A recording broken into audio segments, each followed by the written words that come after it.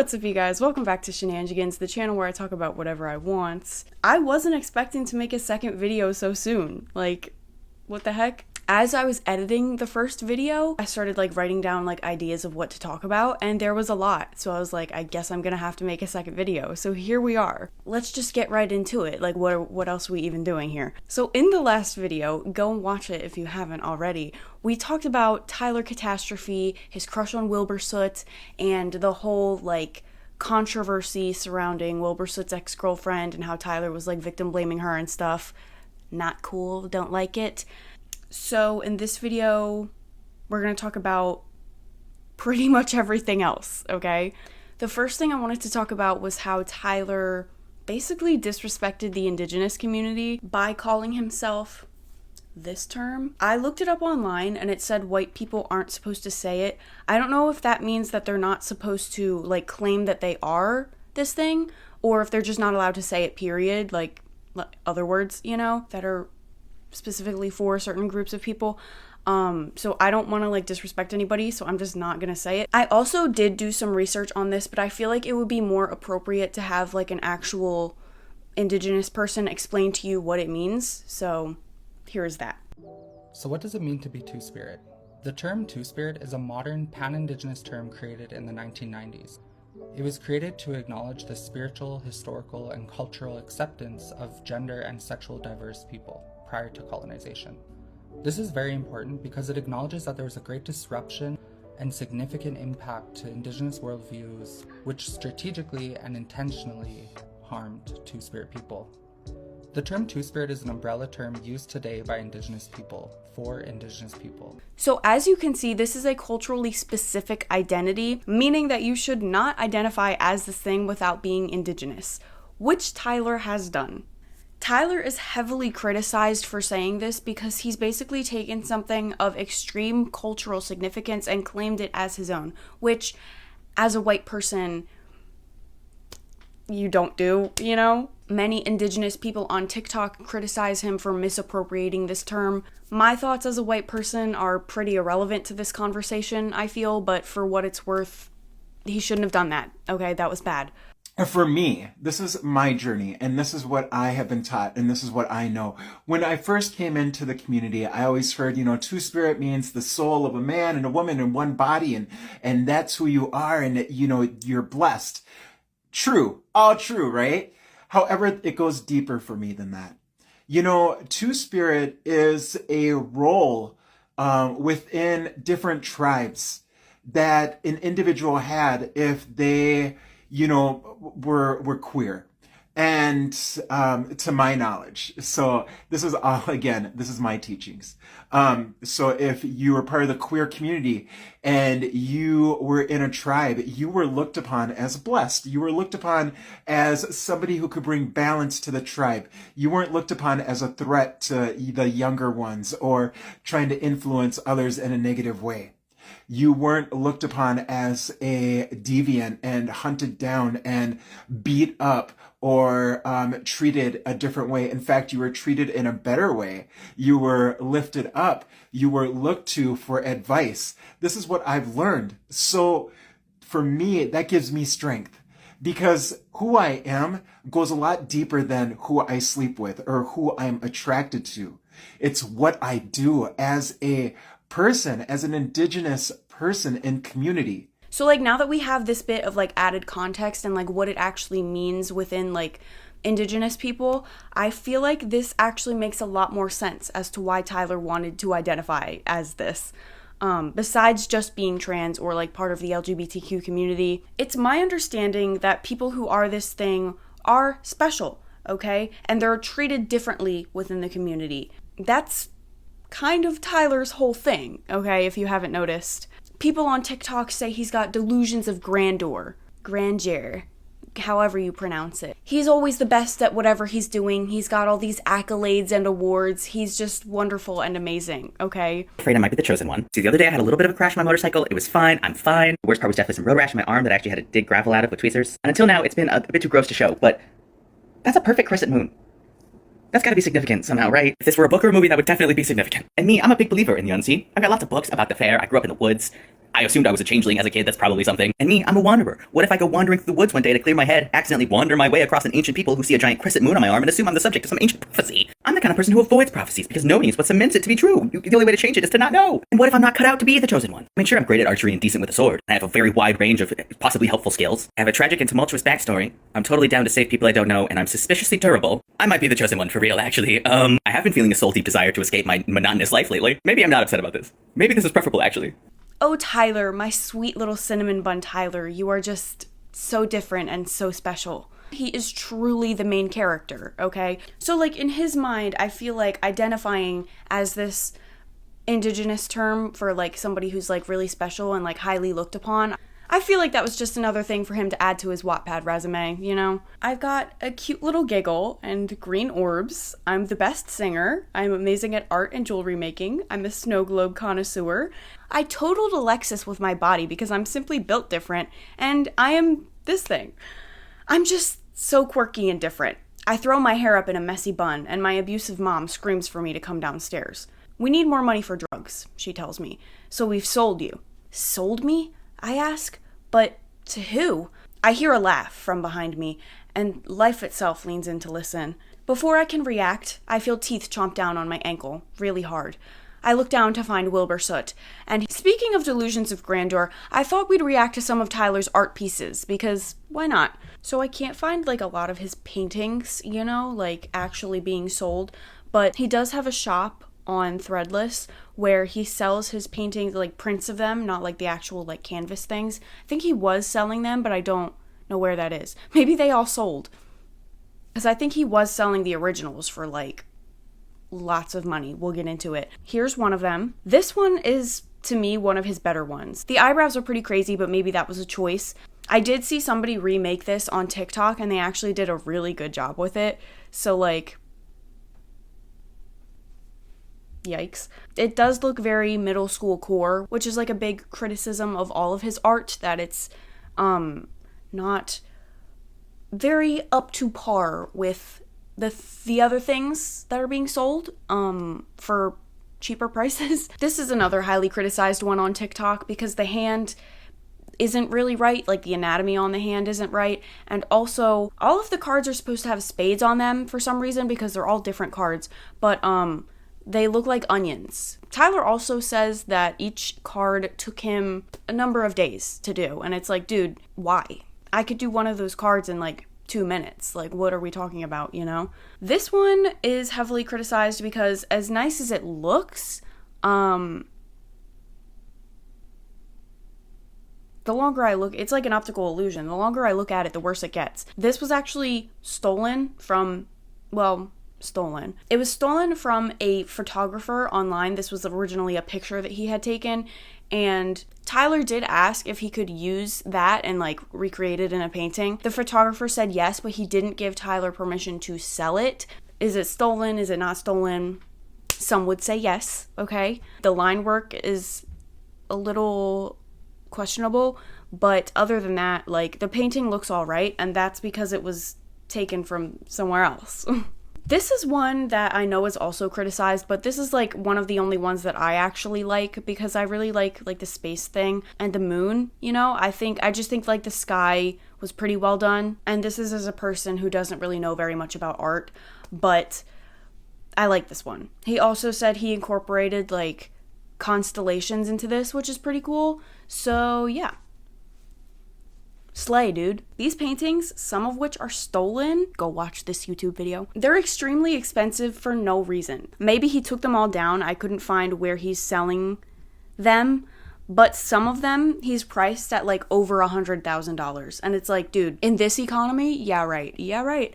This man is living off nothing but a paintbrush and a dream. Like, it's crazy. Many artists who have gone to like art school, like actually studied art, you know, they're saying that he uses cheap materials and he's got hardly any understanding of like composition, like anatomy, color theory, you know, like important things that, you know, not every artist needs, because you can just create art for the sake of it. But like, if you're gonna like sell paintings, especially for like $30,000, $100,000, like, you have to know these things, I feel, you know, like, Somebody comments, the thing about Tyler Catastrophe's art is that it will never progress or get better because he thinks his art is so advanced that he refuses to accept critique and actually work on progressing his art skills. It's clear that he has little understanding of perspective, color, anatomy, shading, etc. His art isn't the worst thing in the world, but he'll always be stuck at this mediocre level. He's in his late 20s, and his art now is nearly on the same level as his high school work. His ego is his own worst enemy. Not him being read to filth, okay? He talks a lot about how his art takes him so long. He's got paintings that took over a year and necklaces that took him like 8 months just to conceptualize. He takes this, as well as how much fun he had making the items, into account when pricing them. Next, we're gonna look at his jewelry. Earrings for $15, keychains for $13. I feel like those are like reasonable prices, okay? Chokers for $73 is kind of crazy. I do like these. If they were less than $84, I would buy them. This would probably be like maybe $15, maybe $20 because it's handmade, you know, like I could see that. But like over $50 for a choker is like crazy work, I feel, in my opinion. Call me a brokey in the comments. It's fine. Keep in mind, most of these are pre-worn. Like he's worn them in his videos. Like, the crystal necklaces that are currently listed in my shop, I'm pretty sure this one's been available the longest. It's got clear quartz, rose quartz, jade, a little bit of gold-plated lava stone, and of course it ties in the back with ribbon, making it fully adjustable and size inclusive, just like everything else in the shop. But at this point, I'm completely out of marketing ideas, so instead, I'm just going to show you how great my tattoos look and hope that encourages someone to buy it. Yeah, definitely just showing off my tattoos. Anyway.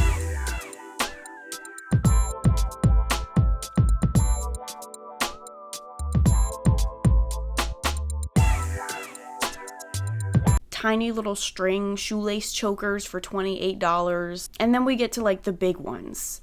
So like this one, the Gelfie themed one, you know, is $798. Like how is he coming up with these prices? $798 exactly. I think he's just hoping somebody will round up to $800. Other than that, like I think the beadwork is nice. Like obviously he's very talented in what he's doing, but like the price is insane. My mommy also makes jewelry.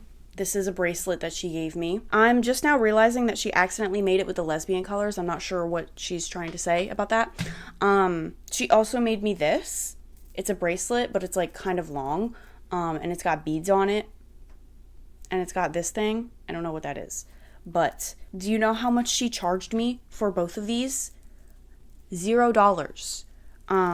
Given that she is my mom. Those are just the ones that I have on hand right now. Like I know when you're making things, it can be like really hard to like make things from scratch, you know? But unfortunately, Tyler, people don't really want to pay for how many months it took you to put these beads on a string or for how much fun you had while you put these beads on a string. They're going to pay for what they're getting, you know? And if they're only getting like a mushroom choker that's like this big that they could probably find for cheaper somewhere else on the internet, they're not going to pay $70 for it. Like, I'm really sorry. This red and black one I think is really pretty. It's a really nice statement piece. It's like classy, like maybe you could wear it to like a fancy dinner or something. I don't know. $879. So like this would make sense for a necklace that's like from like a high-end designer, you know, like Dior or like Vivienne Westwood or something like that. I don't even think Vivienne Westwood charges this much for a necklace.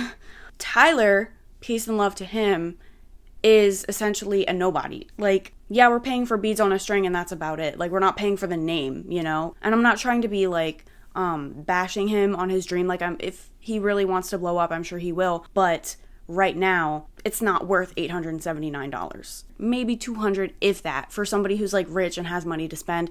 I do not. I would not spend $200 on this. The beadwork is intricate. It's nice. I like it. I don't mind it, you know, but it's not worth over $500. Like, absolutely not. He puts ribbon on them so that they can be like size inclusive and adjustable, which is good. You know, that's like a good quality to have in a product. But I think a lot of people also think that the ribbon cheapens the design and would rather just have like a regular like necklace extender. Personally, I think that if you're paying this much for a necklace, it should be made with your specific measurements in mind. He brags all the time about how his jewelry is so unique. It's one of a kind. It's wearable art. But like for the price, it better be unique, you know? Like if you're paying over $500 for a necklace, yeah, bro, that better be my necklace and nobody else's. Like we better make it so that it only fits my neck. Especially if it's a choker, bro, it better choke me, okay?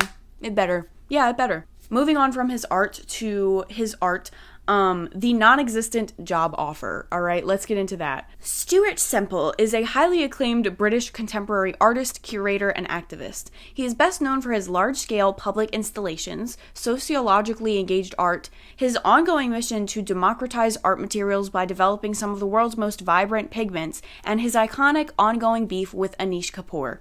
Tyler says he went to visit Stuart's art studio in England, and he claims he was offered a job there. He just had to pay his own way, so he had to get from America to England, move there.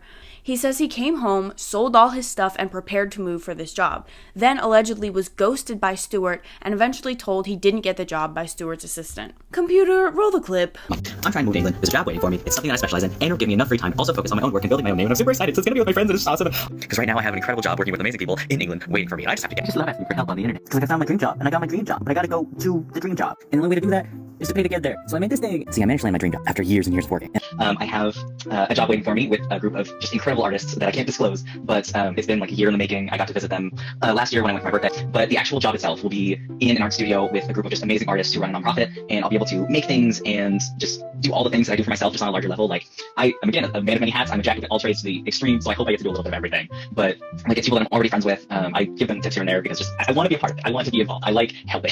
His name is Stuart Semple. I wasn't gonna say anything, but whatever. And we've been friends for a few years now. And originally, 2019, I got hit by a car, had to have surgery and everything, and that's kind of what got me into actual art, because it was right before the pandemic hit, so I had to restructure a lot. And when I was waking up from the surgery, I ended up sending a message to Stuart, big long DM about how much I adored his work and how much I just adored him.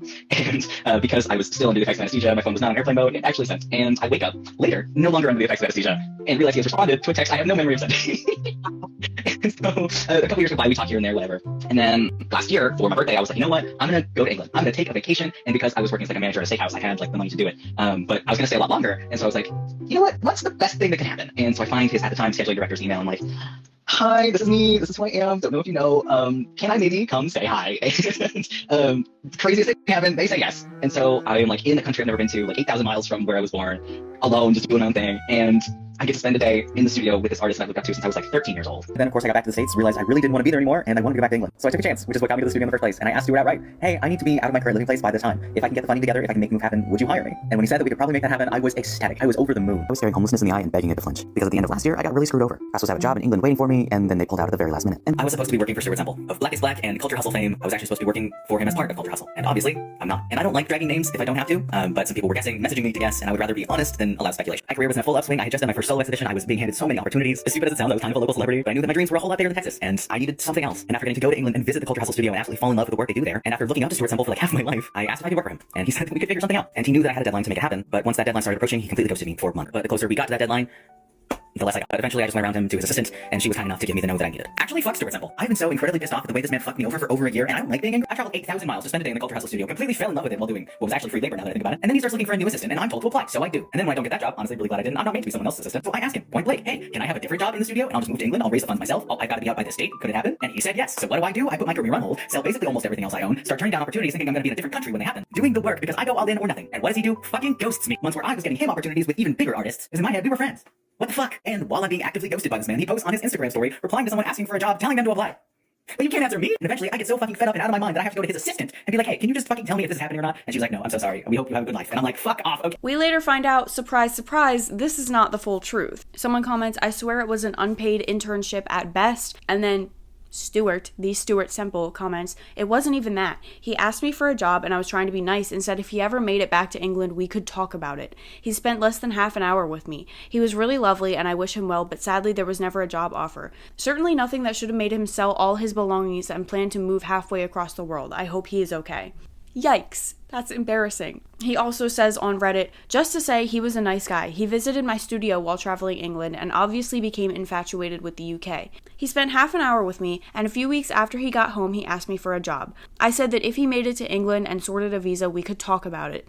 That said, there was never a job offer, and I wasn't sure what he could contribute. We weren't advertising any jobs at that time. I get that he loved our studio and wanted to be a part of it. I never expected him to take that as a green light to sell all his stuff and go on a crowdfunding rampage. That said, I hope that if he wants to be in England, he makes it over and carries on making his art. So, that's kind of nice. Stuart's, wishing him well, no bad blood between them.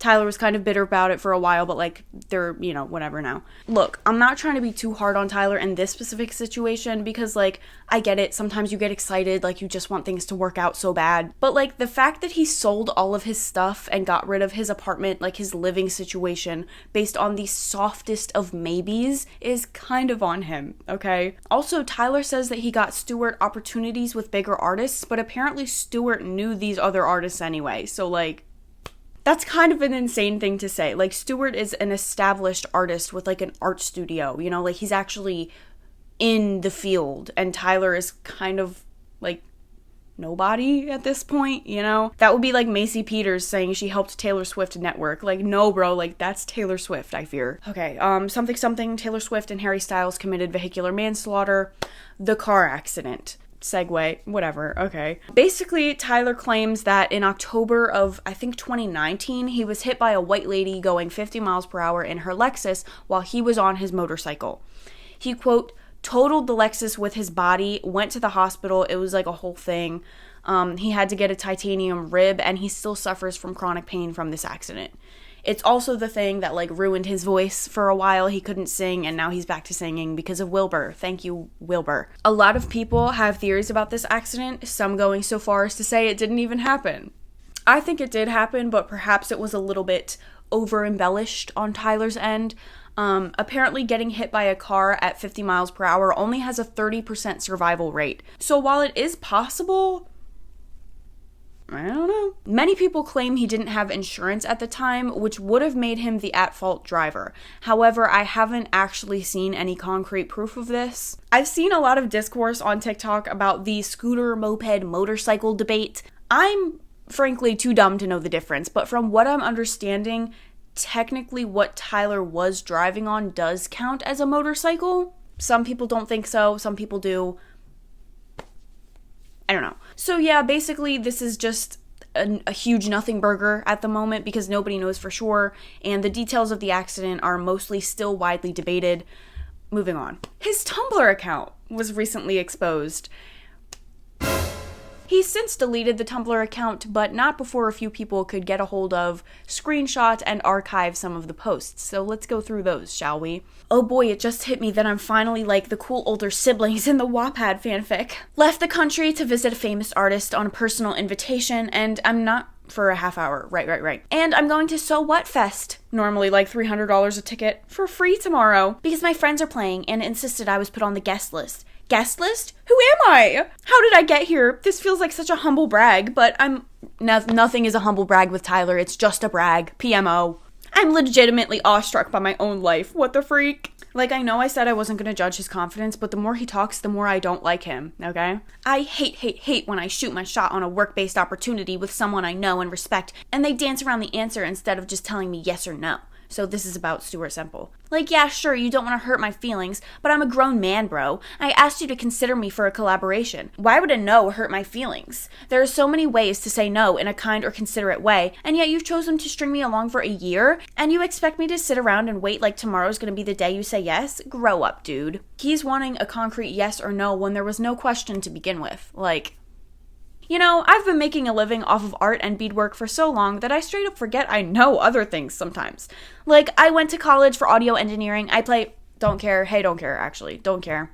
Someone should tell Lovejoy to hire me as a trumpeter for their North American tour, so my around 15 years of experience can get the best use possible. LOL. The person they've had on tour so far is great and very skilled, and I'm very jealous of their ability to also play the saxophone, so I definitely have no problem playing second to them even. It's so very rare that a band has such consistently amazing trumpet use in so much of their music, and I yearn to have a place in it. LOL. I wish Wilbur Soot would call me baby. Hashtag I just say words. Hashtag and I live by that. Hashtag manifest or whatever. LMAO. Hashtag age appropriate crushing for the win.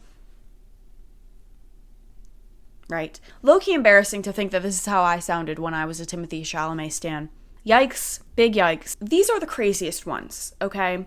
If Shelby Shubble has no haters, assume I never existed, because I'd still be hating from the grave. Hashtag Wilbur Support Squad.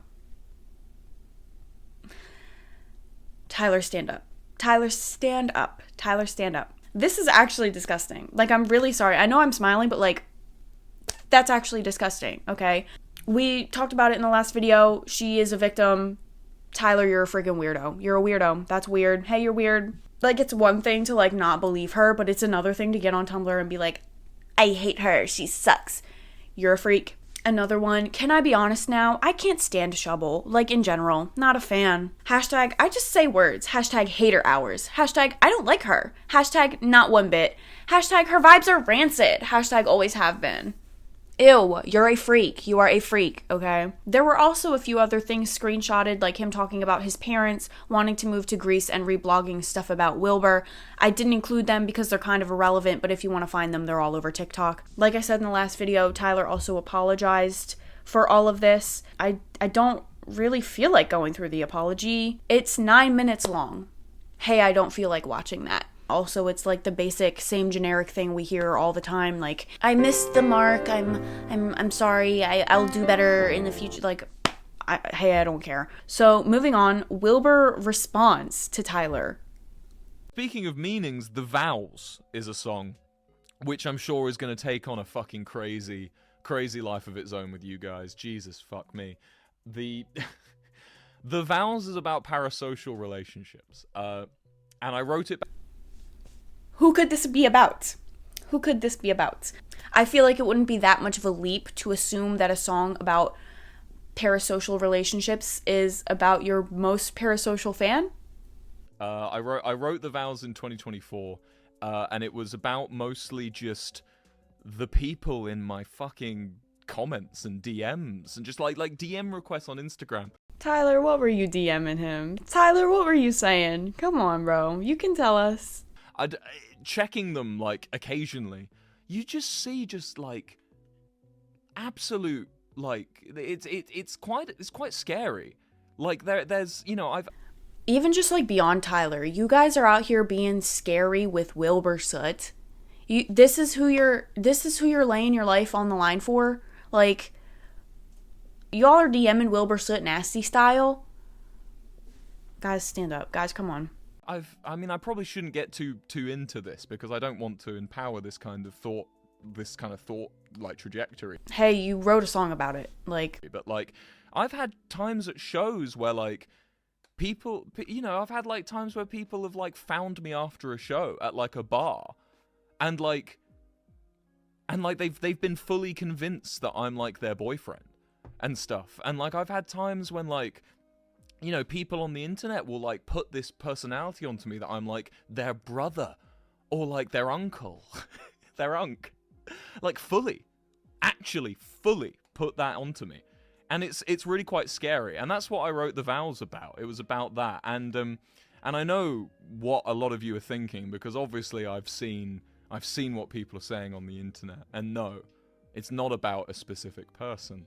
And if I can be quite frank, I think parasocial relationships needs to be something that's discussed, but the way some people go about talking about this person online makes me a bit fucking sick. It's kind of bullying. How do you guys think Tyler reacted to this video? I would personally have a panic attack. Genuinely would have loved to be in the room when Tyler reacted to this video. Like, and also at the same time, Wilbur is defending him. Oh my god, Tyler, go get your man. Tyler, that's your man. Go get him. In a way, it's probably kind of like spurring Tyler on, you know? My man is defending me from the snark subreddit. Like, that's my man.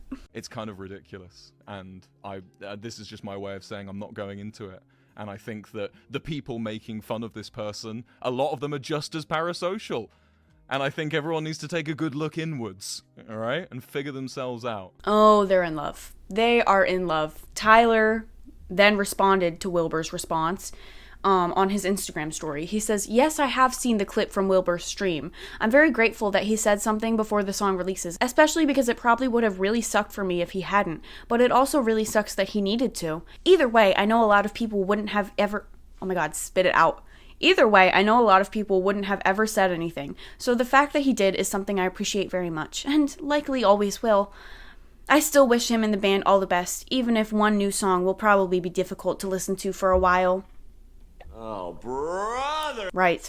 So that's pretty much basically everything you need to know at this point in time. But just to wrap this video up, I had a few more things that I added to the list while I was editing the last video that I maybe left out or like didn't say. So like, let's put that out there now, okay? So whether you're here about a video about a crush that I exaggerated for entertainment purposes, or from a 2-year-old video where I encourage people to think for themselves and consider that there's a lot of information they don't know, in a situation where the worst accusation was biting. I wrote this down to say something about, but like, I don't even know what to say at this point. Like, the worst accusation was biting.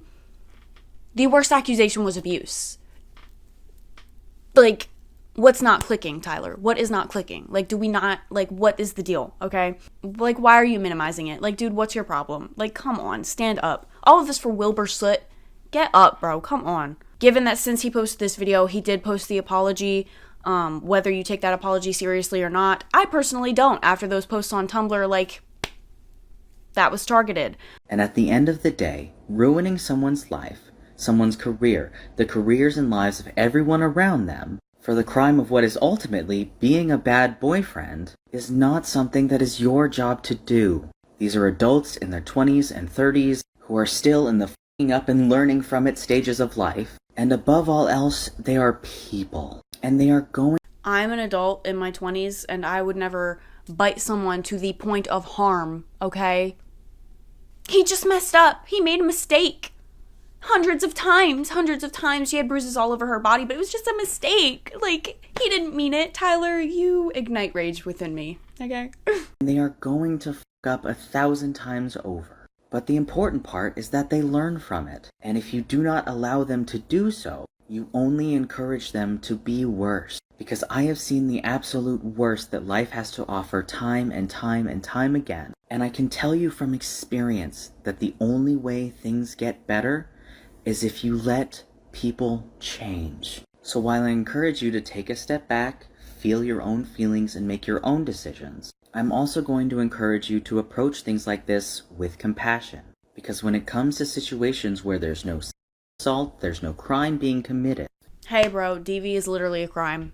Hey, Tyler, I hate to break it to you, DV is a crime. Just because you've decided it wasn't a crime doesn't mean it's not a crime. Like, are you literally living on this planet? Like, what? There's no crime being committed according to the person who wasn't there. Right.